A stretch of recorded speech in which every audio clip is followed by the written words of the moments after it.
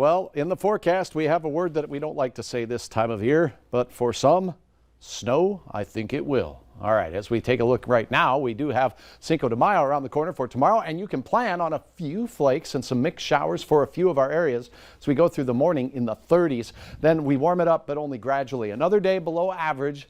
As we go through the day, we will top it out in the low to mid 50s for many, with some moisture on the way, and it is much needed in many areas. Right now, we are focusing on the conditions this evening, which even though we're way below average for this time of the year, 55 at Hector, 55 at Moorheads Airport, and winds a little gusty at about 15 to 20 miles per hour.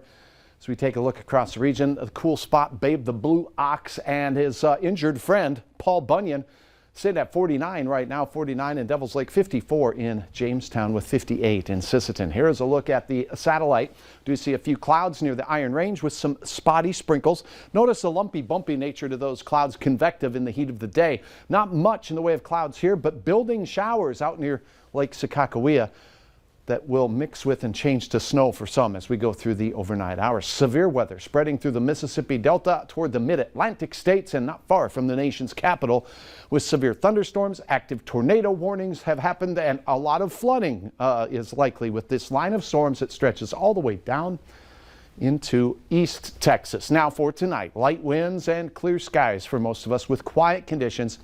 Beautiful through sunset, then a little chilly, so have that jacket handy for your Tuesday evening plans.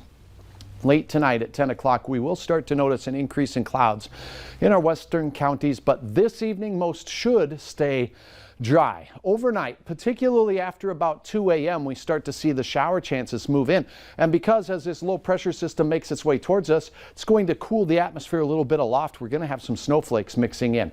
Best chance of that, James River Valley, south of the Devil's Lake Basin, and the Cheyenne River Valley.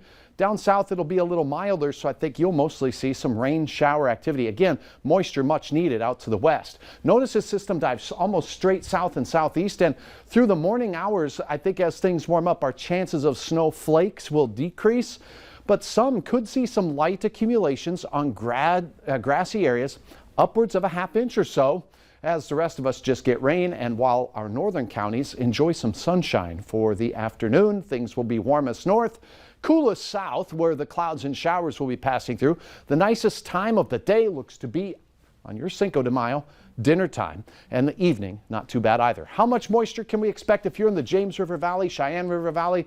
Well, it's much needed in our far western counties. A trace to a third of an inch for some of you, but not all of us, as we look at a forecast picture uploaded here by Arthur. Thanks so much for sharing this gorgeous scene of clouds mingling with the light. Now, the planning forecast. Some changes to let you know about for your Mother's Day weekend, and we end the work week off on a milder note, but we're still below our averages of about mid-60s for this time of the year.